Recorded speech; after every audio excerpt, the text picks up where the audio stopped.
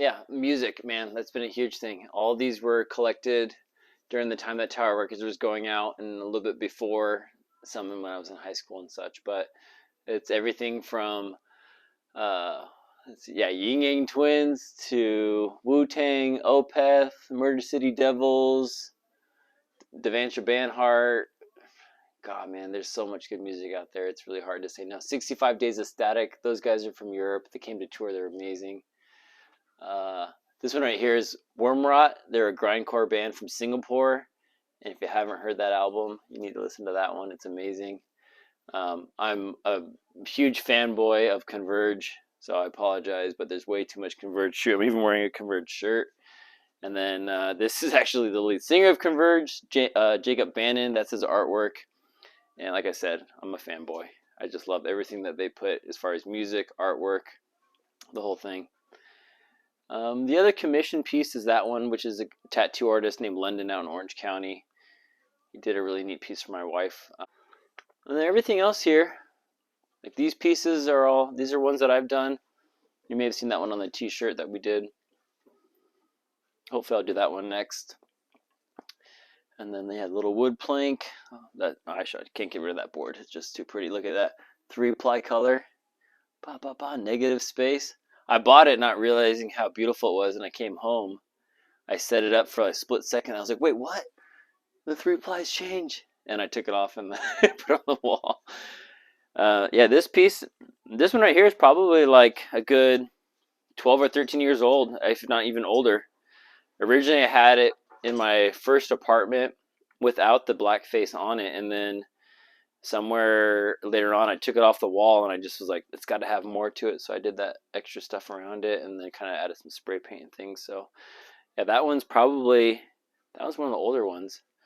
This one was I did this one during our the whole time when you had Live Laugh Love on everything. And that was like kind of my version of it, was like, no, let's just go like chaos and just live and love. And so I kind of did that one, just negative and painter's tape, a little bit of red and black. I should do more of those. I started another one. I never finished it. I should have gone back. Put that different now. The old box. So a buddy of mine who I was actually playing Pokemon Go with, he 3D printed this board and then just came up to me and goes, hey, do you want a skateboard? I go, yeah, of course. And he pulled out, it was this amazing 3D printed skateboard. And I've never had the heart to set it up because I think it's just too cool. I'll ride that one. That one's just in waiting. This one was actually another gift for my wife too. She's so cool about like buying me different decks. But this is like that Santa Cruz reprint. And it's all primered, so it's meant to be either colored in with paint pens or markers or whatever, but I just thought it was just too beautiful black and white. So I left it alone. But maybe one day I'll write it. I don't know. You think you'll alter it in any way? Or make it your own? I've considered it, and I've seen a couple like different versions of it, but I don't know. So there's something about like just like that simplicity where it doesn't need more. And sometimes it's hard to say like, oh, it needs more. And you totally could, like, dude, a green body, red tail, some pink blood, it'd be super cool, but I don't know. I have a hard time. Yeah, my wife's done a couple of those things where she buys me like, I don't remember the name of the company. Kid Robot. He was doing like these like vinyl, right? And you could buy them, and she bought me a few, and like for years they sat there just in the plain white. She's like, what are you doing? Like, do you want to paint them? I go, I don't know. So eventually I just painted like just their axe and a shovel was what they had. And then eventually I was like, all right, I'll like put them into characters. So now they're eventually like, they're painted, but I really didn't go that crazy on them. I just think that the form and the shape of them was pretty enough. It didn't need that much more. I don't know. I could be totally wrong. All right. This is, I guess, like the makeshift attic. What they ended up doing is the original owners built above the kitchen to give some extra storage space. So it's kind of created this whole little area down here. Of course, I'm going to have to get the cats out later, but we'll worry about that. So yeah, I mean, basically down here I just keep a lot of my old canvases, you know, kids' toys, about it. But yeah, there's a couple things down here. So drag this one out. All right, I'm pretty sure I'm pretty sure these are all mine. I don't think there's any mixed in here. You know, sometimes you get gifts from people and you want to keep them. A lot of times I try to pass the artwork around. When it sits in an attic, like, what's the point, right? Yeah, this was one I did a while ago. That one actually was really fun. Kind of a time I was going through a lot of struggles with just life and religion and people just saying things that they didn't follow through with. I always give my paintings some like weird ass titles. I forgot what this one I named, but let me see. So this was Seamen Sailing Spit Ships. 11/30/11, so 2011. It's kind of an older one, but I just this idea of just kind of people just running their mouths, and almost in a sense like you ruin the things that you love. Trust me, dude, I run my mouth too, but it's like sometimes it's okay just to be quiet. And then this was one that was like unfinished. But maybe it is finished. I've always just loved the way that it looked as just a sketch, and I never really wanted to go that crazier with it. So I kind of it's stayed that way for a long time now. God, probably another like 10 or 20 years, or 10 or 15 years. That one's actually kind of fun. I did that. My cousin, who's 16 now, and he's a skater out on Laguna Niguel. When he was about 4 or 5 years old, I just grabbed a canvas that I'd gotten for a Christmas present. I was like, dude, like just hit it up, scribble it, like put things on it, like do everything that you want to it. And he just grabbed markers and just kind of like did things. And then when I had a chance to sit down, kind of started to find some of the shapes that he had laid out for us. Like that face kind of sat there. He had kind of a heart shape down here that he was working on. And then kind of like a face down there. So I thought, all right, I'm just gonna add a little bit to it. The goal for this is actually to give it back to him. Like I said, he's 16 now, and I want to pass this back over to him so he can kind of add his flavor to it, and then have like a finished piece. But that one right there it's an important one. I like that one. It has a lot of feeling behind it. I learned how difficult oil painting was with that one because I didn't realize how much time you had to wait. I'm not the most patient person. So I kept putting on oil, and then it just like falling off. So oil, and then like wipe it, trying to figure it out. And eventually I was like, you know what, we'll just kind of get it to go. So there's a combination of acrylic and oil on that one. And then eventually I was like, okay, acrylics are way easier. So I stuck with this guy. And that's just like a little eyeball. I like this one because I felt like it kind of went in any direction. It kind of was, one here is like a cityscape. One here is kind of just like an eyeball looking into things with like some sort of like idea of more to happen. And yeah, so there's a few of those right there. And if you don't have a photo of NSYNC in your art collection, then you're missing out because that's an original. My wife loved NSYNC a lot. So that one's that's going to stay with us. Good old JT, looking sharp. The other guys, God bless you. So that was a painting I had done a while ago too. This one, I had this one up on the walls for a good minute. I always loved how I had like this shiny purple and this matte black at the bottom, and this idea of kind of falling down together because it's super cool. But she was a designer out in Burbank trying to get into the industry. So she had her 4 panels that were meant for, or sorry, 3 panels that were meant for like a project. So she gave me the 3 panels, which I thought like those alone were just gorgeous. I was like, dude, I'll keep those forever. They're super cool. But then what really blew my mind was like this piece that she put on the back was so awesome. So one day I'm going to put this one up and just give it the proper respect it deserves. But I just always, and if you look real close, you'll see the silhouette of that whole face right there. Let's see what else we got in the barrel here. There's another one with some negative space, a little bit of tape, background. I would do a lot with like painter's tape, paint over all of it, pull all the painter's tape off, see what's left behind. Yeah, well, that was more of a piece for my wife and I. I would do paintings as like cards to her every now and then, so like that would just be like a real simple gift. Just keeping it fun that way.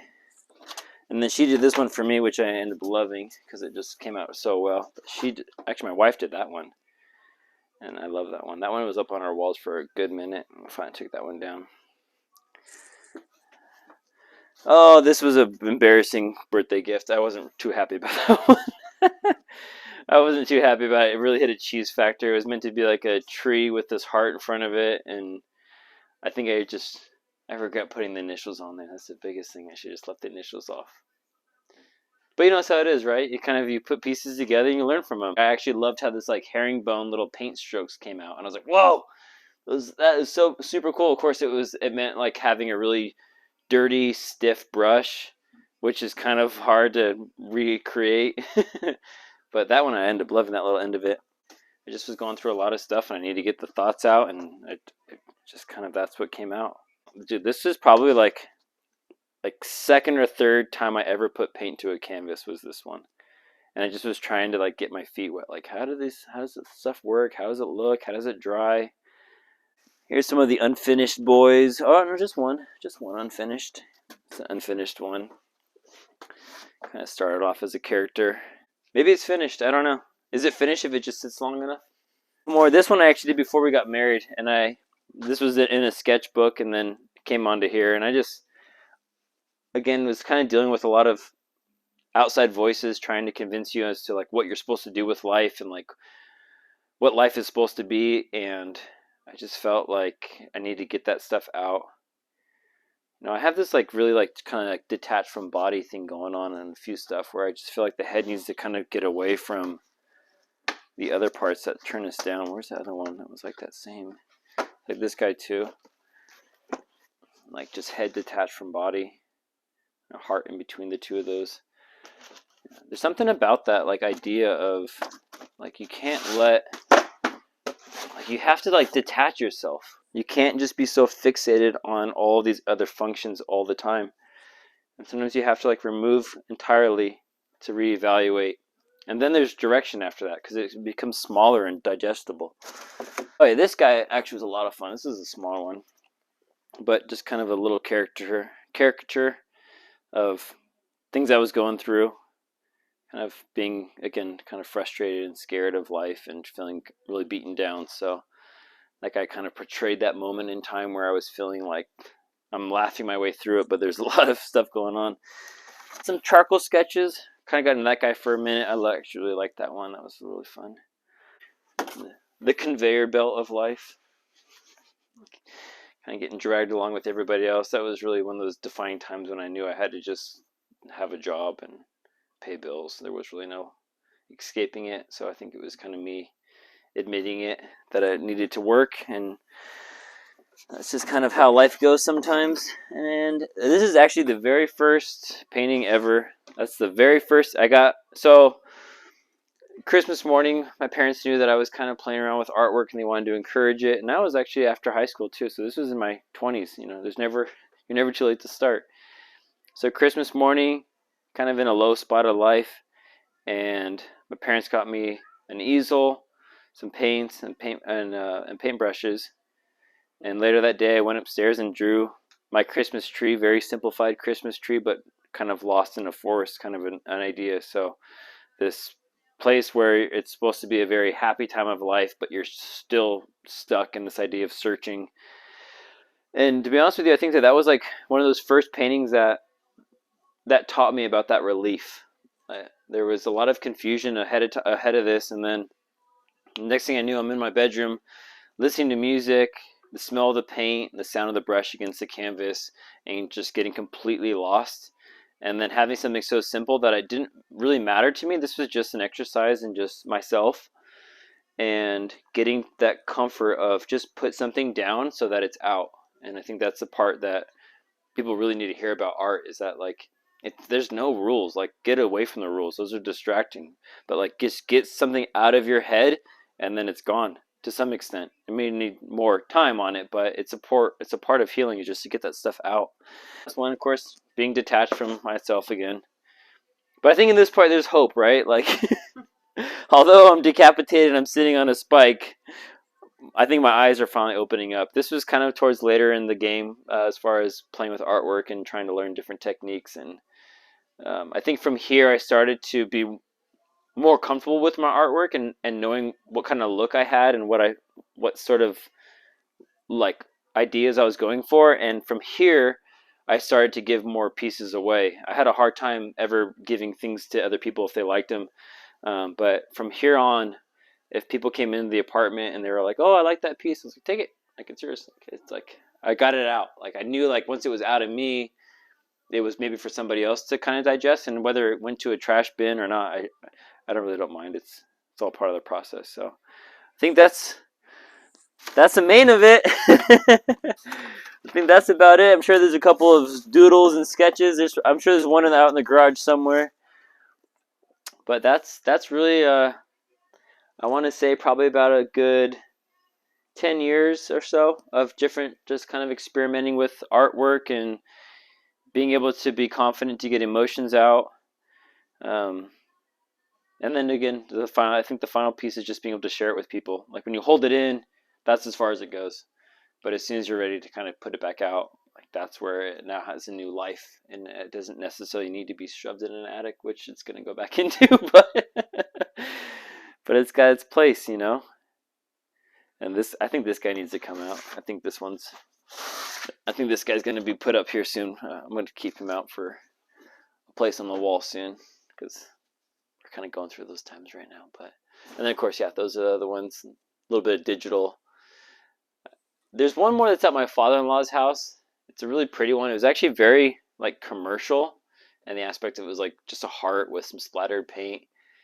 But for whatever reason, that one it hit really well, and he wanted it for a Christmas gift, and I was like happy to give it to him. And my father-in-law is a very like by the book sort of guy, so immediately put it on a beautiful canvas, like backed correctly.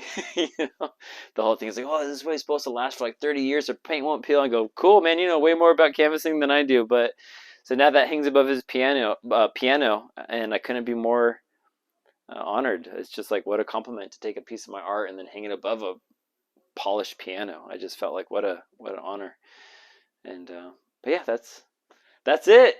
That's a run of my artwork. I hope you guys enjoyed it. Hope I didn't torture you too much with the same repetitive pieces, but so be it, you know? It was for me. It wasn't for you to begin with. Now you do what you want. It's your turn to take some artwork and get that stuff out of your head. Don't let it sit there for too long.